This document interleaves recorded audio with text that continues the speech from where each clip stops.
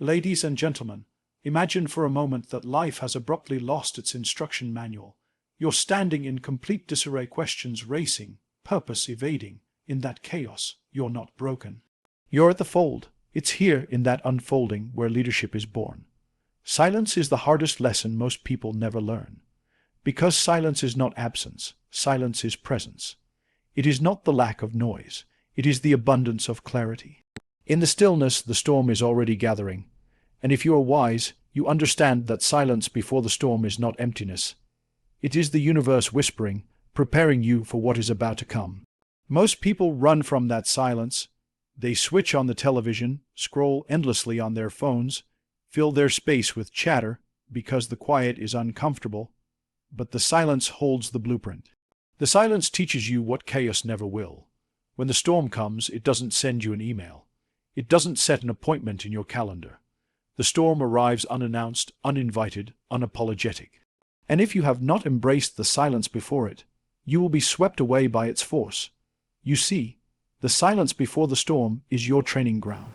It is where you sharpen your intuition, where you practice patience, where you anchor yourself so that when the winds howl and the rain lashes against your face, you are not shaken. Most people confuse silence with weakness. They think speaking louder, moving faster, making noise is the way to show strength. But noise is cheap. Anybody can make noise. Silence requires discipline. It requires restraint. It requires the strength to wait when everything inside you wants to react. Think about it. The greatest leaders, the ones who stood tall when history tested them, they were not the ones shouting the loudest in the room. They were the ones who listened deeper, who read the silence between the words, who understood the energy before the event. There is a rhythm to life. There is a pattern. Storms don't last forever, but they always come. If you cannot master yourself in silence, you cannot master yourself in chaos.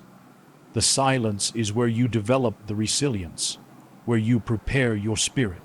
It is in the silence where you learn to trust your gut, to hear the faint whispers of your instinct. Because in the noise of the storm, all you will have left is your instinct. And if you ignored it in the quiet, it will betray you in the chaos. Silence before the storm is not a pause. It is a demand. It demands that you reflect, that you align your values with your actions, that you get brutally honest with yourself. Because when the storm hits, there will be no time for reflection. You cannot negotiate with a hurricane. You cannot explain yourself to the flood. The storm will expose you. It will reveal what you prepared for and what you neglected, and the silence before it gave you the chance. If you wasted it, that's on you. The silence teaches you that leadership is not about controlling the storm. You cannot command the winds. You cannot order the rains to stop. Leadership is about commanding yourself. Leadership is about being unshaken when the storm arrives. It is about anchoring people, not because you promise them safety, but because you embody steadiness. You become the calm in the storm, and they follow your calm because it's the only thing left that makes sense. Understand this. Storms are inevitable. In business, in relationships, in personal life. Storms will come. You don't get to choose if they come, but you get to choose who you are when they come. And that choice is made in the silence. Do you use the silence to prepare, or do you waste it? Do you use it to sharpen your vision, or do you numb yourself with distractions? That's the difference between those who are broken by storms and those who are defined by them. Every storm is a test. Every silence before it is an opportunity. Most people fail the test not because they are weak, but because they did not prepare in the silence. They mistook peace for permanence. They thought the quiet would last forever, but life is seasonal. Nothing is permanent. The silence is a gift, but only if you know how to use it. So embrace the silence. Don't run from it. Don't drown it with noise. Sit with it, learn from it, train in it, because when the storm comes, and it will, you will not only survive it, you will stand through it. And when others scatter in panic, you will rise in calm certainty. That is the difference between being ordinary and being exceptional. That is the difference between being lost in the storm and becoming the anchor others cling to. The silence before the storm is not a void. It is not emptiness. It is preparation. It is strength disguised as stillness. It is the whisper of destiny asking you, will you be ready? When the storm finally arrives, you will know, and you will be grateful for the silence. Because in that silence you became unshakable. Leadership has a price, a steep one, and most people, when they dream about leading, they never calculate the true tuition. They see the title, they see the recognition, they see the applause, but they don't see the invoice. And make no mistake, the invoice always arrives. The cost of leadership is not written in dollars or rands. It is written in late nights when everyone else is sleeping. It is written in sacrifices that nobody claps for. It is written in the loneliness of decisions that can make or break not just your life, but the lives of everyone who follows you. Leadership asks for everything and promises nothing, and yet those who step into it understand that the reward is not in comfort, it is in impact. The tuition of leadership is isolation. When you rise to lead, you will be misunderstood. People you once called friends will distance themselves because your decisions will expose their excuses. You will become the mirror they don't want to look into. And so they will criticize you, they will question you, they will call you arrogant, detached, or ruthless. What they don't see is that you carry the weight they refuse to touch. They want the fruits of leadership, but they do not want to plant in the soil of sacrifice. The tuition of leadership is resilience. You will fail, not once, not twice, but repeatedly. And every time you fail, there will be voices celebrating your downfall, because your existence reminds them of what they could be if they had the courage. Leadership means standing back up after every failure, dusting off the scars, and walking forward while others are still laughing at your stumble. It is in those moments that leadership proves its worth. Not in victory, not in applause, but in the raw determination to rise again when it feels impossible. The tuition of leadership is responsibility.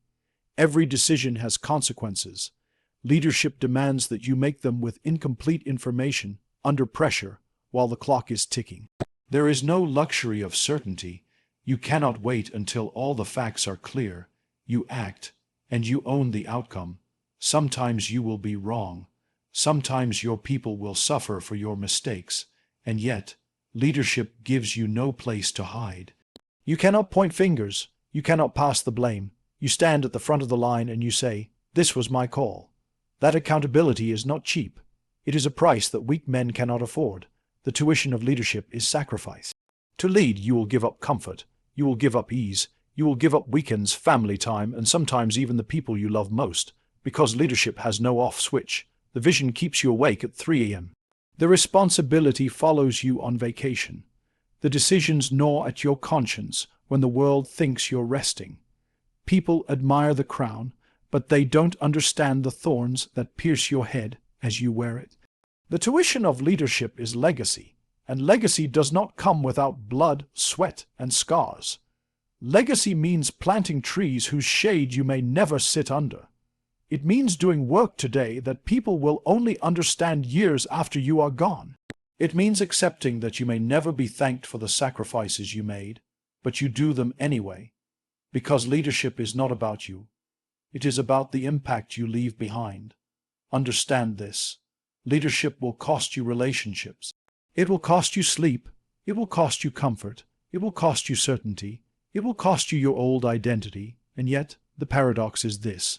Though it demands so much, it gives you something no cheap life will ever offer. It gives you significance. It gives you the ability to shift the trajectory of lives, families, communities, even nations. That is why leadership is not for everyone, because not everyone is willing to pay. Many want the title but not the tuition. They want the power but not the price. They want the respect but not the responsibility. True leadership is not granted. It is earned, paid for with sacrifices that nobody else sees. So when you choose to lead, count the cost. Understand that the tuition is steep. The world will test your resolve, strip you of your comfort, demand your resilience, and expose your character. If you are unwilling to pay, stay in the crowd. There is no shame in that, but if you choose to lead, understand that the bill will come, and when it does, pay it gladly, because what you gain is worth far more than what you lose. The tuition of leadership is not cheap. It will take everything from you, but in the end, it will give you the one thing that cannot be bought, purpose. And when the dust settles, when the critics fade, when the applause dies down, purpose is the only currency that still holds value. That is the true price of leadership. The greatest lie people tell themselves is that tomorrow will somehow be different, that clarity will arrive later, that the right time will magically reveal itself. The truth is simple: tomorrow never comes. The only time you have is now, and the decisions you make in this moment will shape the sense that your future will make. People wait. They wait for the economy to stabilize. They wait for the right partners. They wait for the perfect plan. They wait until they feel ready. And in the waiting, life passes them by. Because readiness is not a feeling, it is a decision. You act not because you have all the answers, but because the cost of inaction is far greater than the risk of failure. The grit you show now is the seed of the clarity you will enjoy later. Think about it. Every breakthrough in history was irrational in its time. Every great move made no sense until the results proved it right. The entrepreneurs who launched in recessions, the visionaries who pushed against the grain, the leaders who defied convention, they were not acting because everything lined up perfectly. They acted because they understood that action is the only force that bends the future. They knew that clarity is not something you wait for, it is something you earn. Grit is the currency of destiny. It is the relentless ability to show up, again and again, even when the path makes no sense.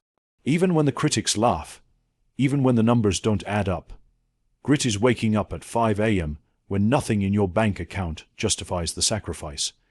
Grit is making the call when the last 10 have been rejections.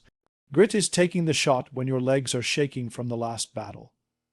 The future belongs to those who act now with grit, not those who wait politely for permission. You cannot predict the future, but you can create it. The way you create it is by moving with courage in the present. You will stumble, you will fall, you will question yourself, but each act of courage, each stubborn refusal to quit, becomes a brick in the foundation of your future. Later, when people look back, they will call you strategic, they will call you visionary, they will say you had foresight. What they won't see is that in the moment you had none of that, you only had grit. People often ask, what if I fail? The better question is, what if you never try? Failure is not the end, failure is tuition. Failure teaches you lessons that success hides. Failure sharpens you, but inaction that is permanent. Inaction leaves you with regret, and regret is the one burden that time never erases. The sense you are searching for in life does not arrive while you sit on the sidelines.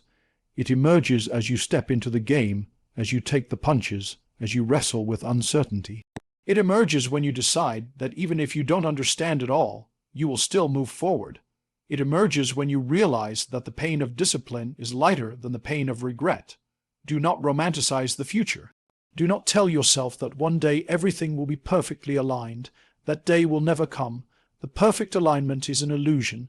The truth is, you are enough right now to begin, not because you are complete, but because you are committed. And commitment is what creates completion. Act now, even if your voice trembles. Act now, even if the resources seem insufficient. Act now, even if people call you foolish.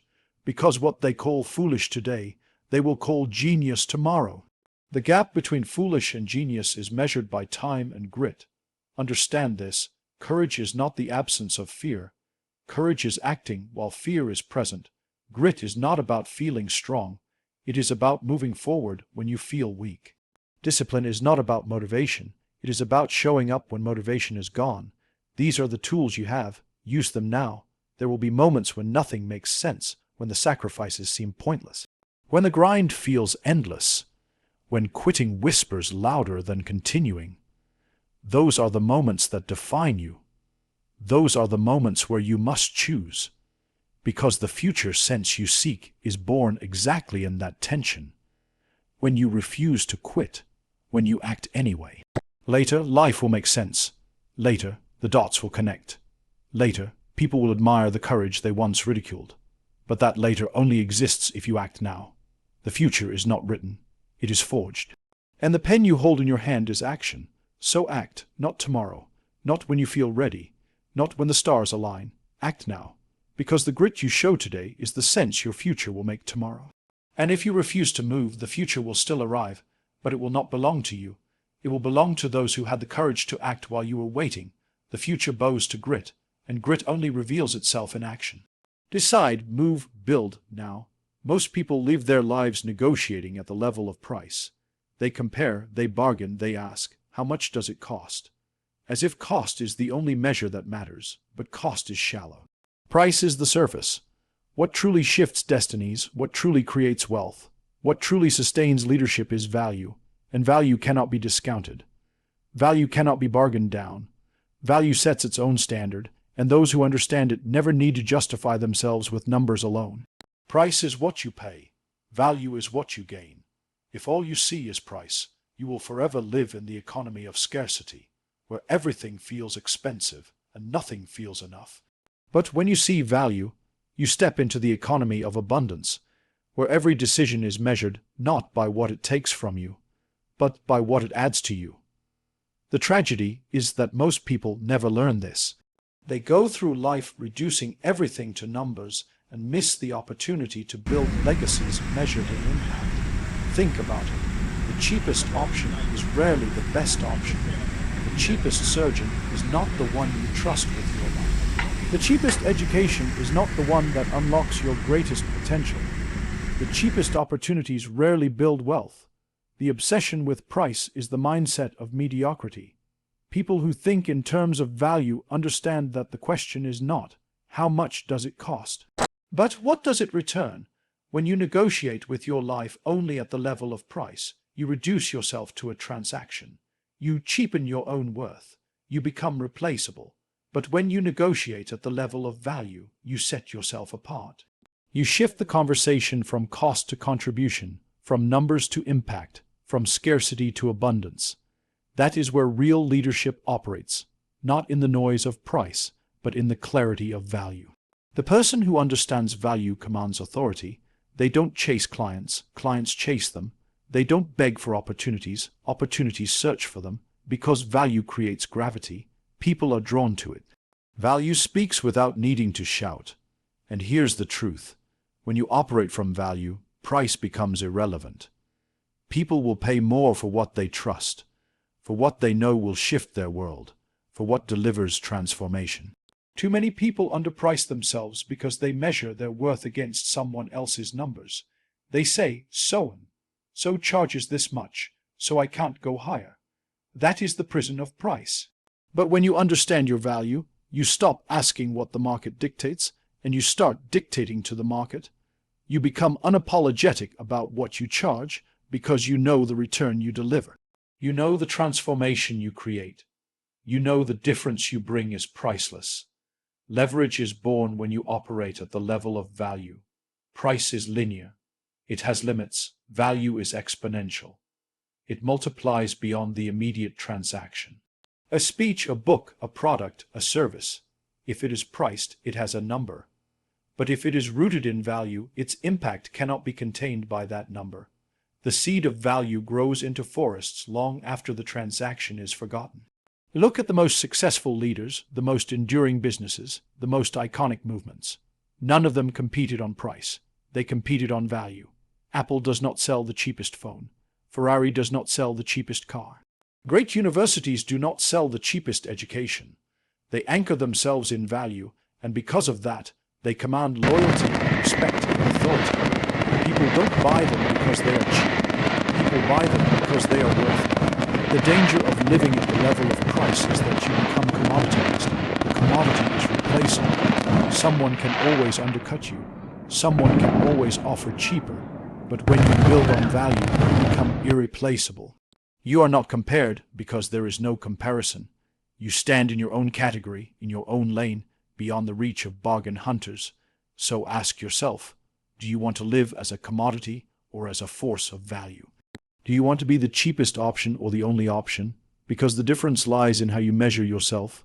Stop explaining your price. Start demonstrating your value. Stop apologizing for what you charge. Start delivering so much impact that people forget to ask about the cost. The world does not remember the cheapest. It remembers the most valuable. Nobody builds statues for those who gave the biggest discounts. Statues are built for those who shifted the world, who left something of substance, who built value that outlived them. Price is temporary. Value is eternal. Price fades the moment the transaction is complete. Value grows long after the deal is done. That is why wise people, bold people, leaders do not chase cheap. They chase impact. They chase significance. They chase value. So shift your focus. Stop counting pennies. Start creating impact. Stop obsessing over what it costs. Start asking what it's worth. Because when you live at the level of value, you will never compete on price again. And that is where true power begins.